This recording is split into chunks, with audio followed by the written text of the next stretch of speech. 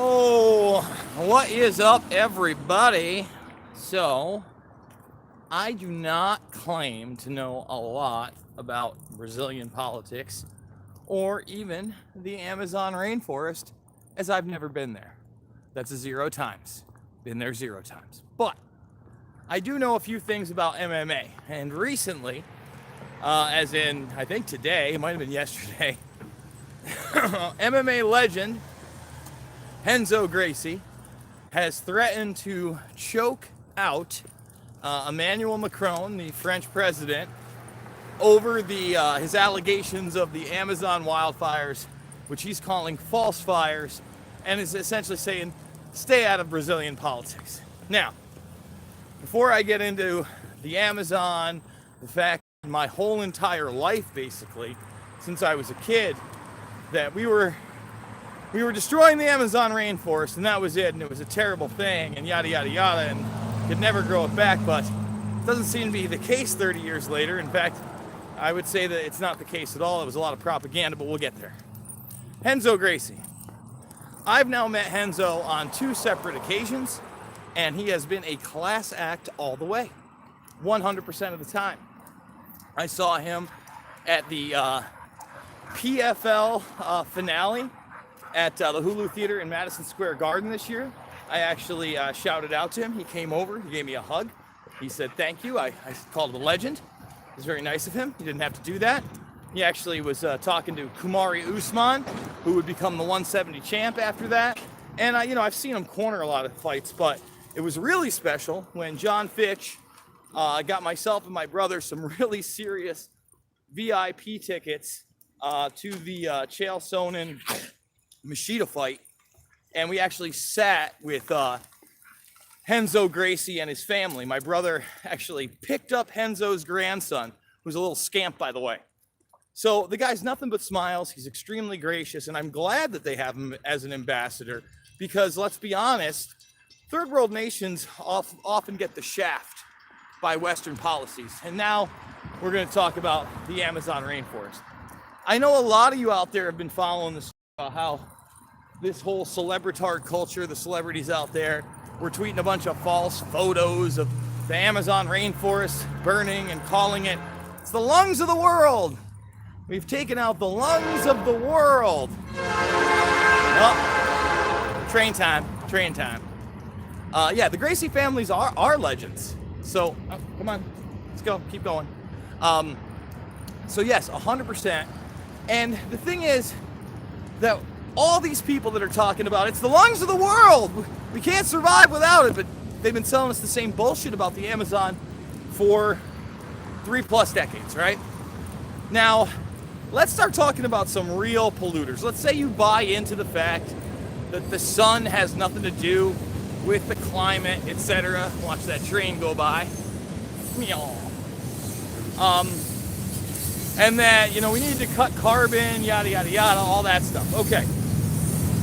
Who is the biggest polluter on the planet? Does anybody know? We want some guesses in the chat.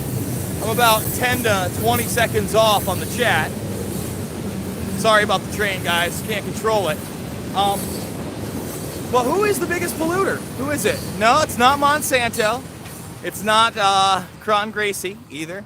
I'll tell you who the biggest polluter on the planet is. It's the U.S. military, okay? Militaries around the world absolutely contribute, but since we have the biggest U.S. military in the world, the U.S. military is actually the biggest polluter on the planet. How so, Jason? Well, number one, do you have any idea what it's like? No, India's not it, China's not it. They might have those carbon emissions, but let's be honest.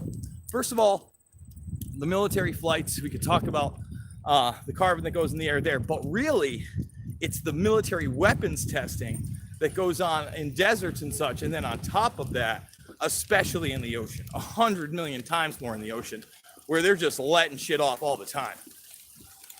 Killing wildlife in that area indiscriminately.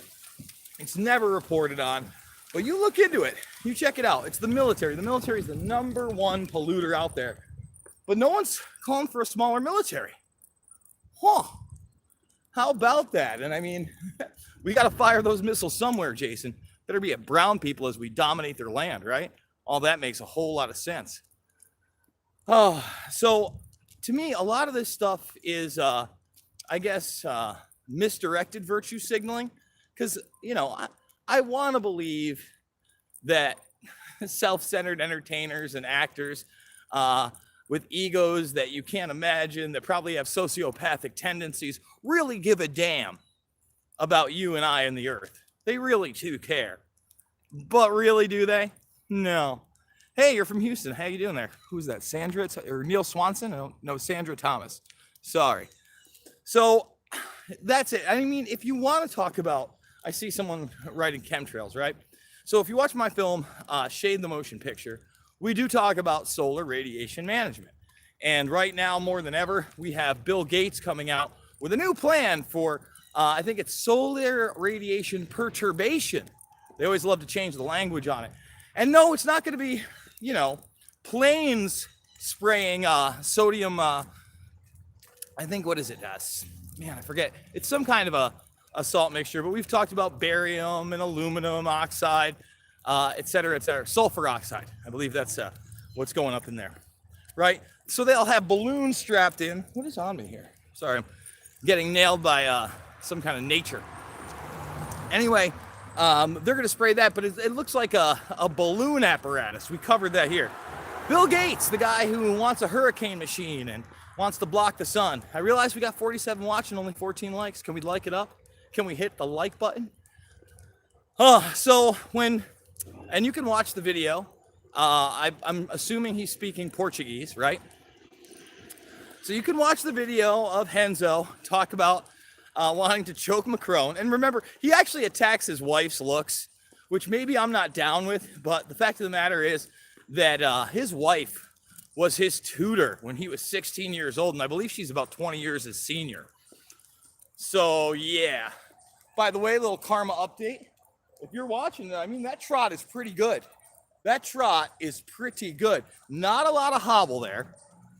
Tomorrow will be the 3-week anniversary of us taking her to the vet, getting the terminal bone cancer diagnosis, and having people tell me basically to take her in when it was all over. They gave me dope drugs for her. Had her on those for 2 days, but I'd already started her on the Joe Tippins treatment. And after 2 days, we stopped with everything, the Pro-In, the dope meds, and currently she is on curcumin, vitamin E, fenbenzidol, and high-grade CBD oil. And Joe Tippins' story is amazing. I hope that it's actually working for my dog.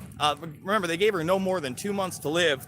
So if she gets past that 8-week mark, maybe into the 12-week mark, I'm considering her taking her in to see what the x-rays look like then. Because we did get her x-rayed, and you could see the thinning of her bones, and you could see what appeared to be, you can't confirm it without, even if you do an MRI, you have to end up doing a biopsy on the bone, which obviously is way painful and not something I would put my dog through. So, yeah, Karma's doing great. It's a great day out here. The kids are with their mother, so they were supposed to start school on Thursday, got pushed back to Monday. Small town construction. I know that sounds weird, but it is weird.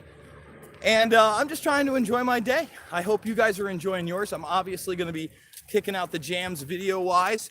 We are close to a week away from the anniversary of 9/11. So, expect some more 9/11 themed type videos coming up this week for sure. I'm going to try to get some pretty big names as interviews, but we'll see what we can do. And if you're not subscribed, I know this was kind of a babbling walk and talk video, but we do a lot more here. We do deep dives, we do breaking news, we do document dumps, and a whole lot more. So make sure to share this on social media, thumbs it up. Go check out the archive videos I've been putting up. I just did one with G. Edward Griffin, where you can see the other parts I put up, but this one was heavily on the Council on Foreign Relations, names, organizations involved, and I think it was top notch. And if you'd like to support me financially, I do have a GoFundMe. That's how I'm doing it, 3, 4, 5, 6, 7 times a day, 7 days a week. So go hit that up. And I just want to tell you that I love you guys so much, and I will see you all on the flip side.